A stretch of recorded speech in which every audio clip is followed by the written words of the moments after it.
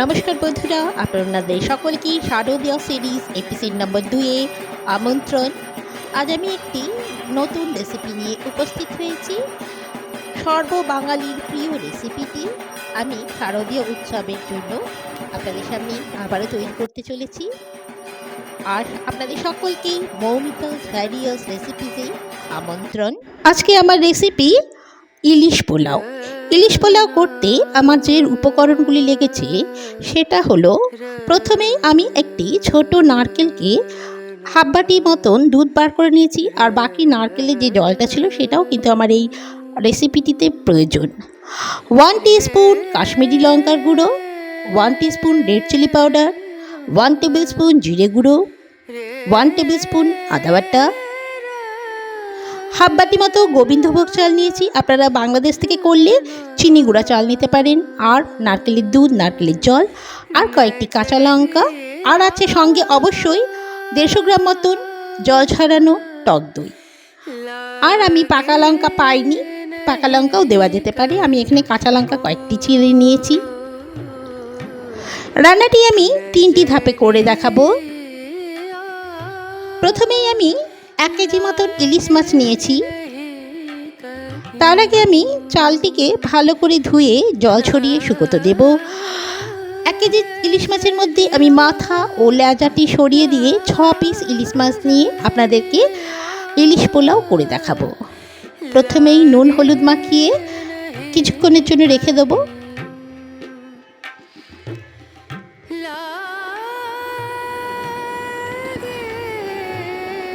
এবার একটি মিক্সিং বোলে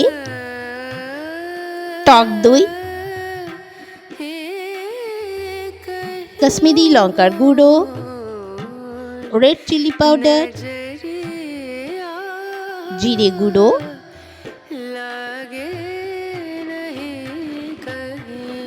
ভালো করে ফেটিয়ে নেওয়ার পরে এটাতে আমি পরিমাণ মতো লবণ হলুদ দিয়ে সামান্য উষ্ণ গরম জল মিশিয়ে মশলাটিকে ভালো করে মিক্সিং করে আমি এর মধ্যে মাছগুলো মাখিয়ে বা ম্যারিনেশন করে ঠিক আধা ঘন্টা মতো ঢেকে রেখে দেব।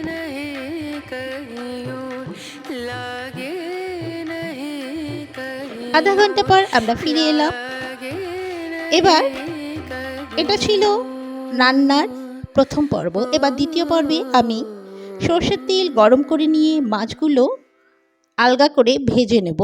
যেহেতু মাছের পেটে ডিম আছে তাই আমি একটু বেশিক্ষণ করলাম। আপনাদের যদি মাছের পেটে ডিম না থাকে অল্প হালকা ভাজবেন, কারণ ইলিশ মাছ বেশি ভাজলে তার স্বাদ ও গুণ নষ্ট হয়ে যায়।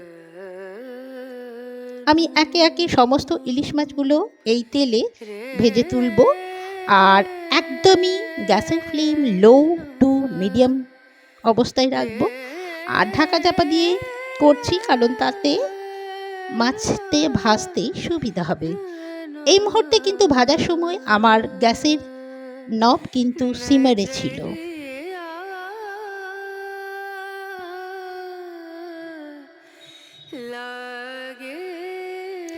এবার যে ম্যারিনেশন করে রাখা বাকি মশলাটা এই তেলের মধ্যে দিয়ে ভালো করে আমি সাঁতলে নেব। এর মধ্যে উষ্ণ গরম জল আর চেরা কাঁচা লঙ্কা দিয়ে দেব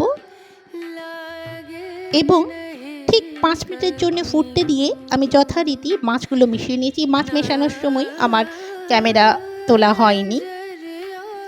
এছাড়া এই রান্নাতে আমার যেটি লাগছে ঘি ও সাদা তেল। মাছটি রান্না হয়ে গেলে আমি সরিয়ে রেখেছি। এবার অন্য একটি কড়াইয়ে ঘি ও সাদা তেল মিলিয়ে নিলাম।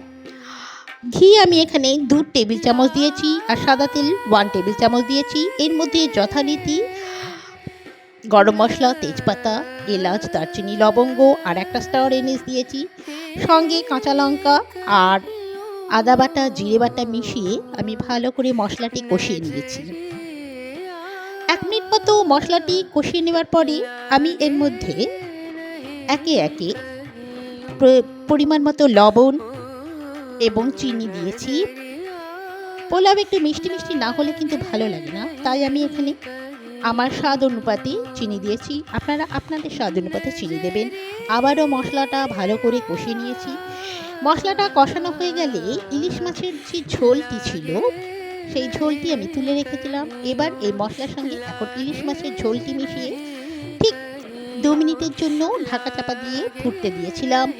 2 মিনিট পরে দেখুন আমার মশলা থেকে কাঁচা মশলার গন্ধটি চলে যাওয়ার পরে আমি যে ঝোল ঝাড়ানো গোবিন্দভোগ চালটি রেখেছিলাম এই মুহূর্তে চালটির সঙ্গে ভালো করে মিশিয়ে নিয়েছি এবং সঙ্গে নারকেলের যে দুধটা আমরা বার করে রেখেছিলাম সেটাও দিয়ে ভালো করে মিশিয়ে আর সামান্য একটু উষ্ণ গরম জল মিশিয়ে ঠিক 2 মিনিটের জন্য 2 থেকে 3 মিনিট আমরা সেদ্ধ হতে দেব। কারণ যেহেতু প্রথমে সেদ্ধ হতে দিয়েছিলাম, ঠিক 2-3 মিনিট পরে সেদ্ধ হওয়ার পরে আমি এখানে নারকেলের জলটা মিশিয়ে নিয়েছি।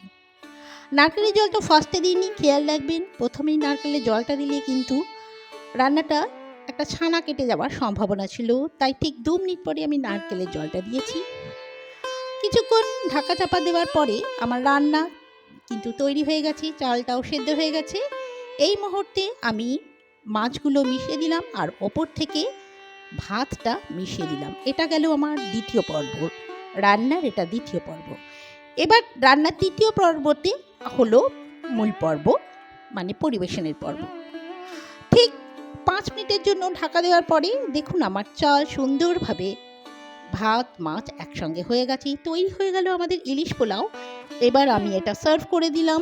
আপনারা তো জানেনই ইলিশ পোলাওয়ের সাথে আমার তো মনে হয় আর কিছু প্রয়োজন নেই, শুধু এই ইলিশ পোলাওটি অনায়াসে খাওয়া যায়।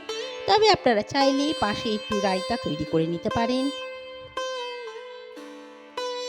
খুব সহজ পদ্ধতিতে মাত্র কয়েকটি উপকরণ দিয়ে অল্প কিছু সময়, খুব কম সময়ের মধ্যে আমার তৈরি হয়ে গেল ইলিশ পোলাও।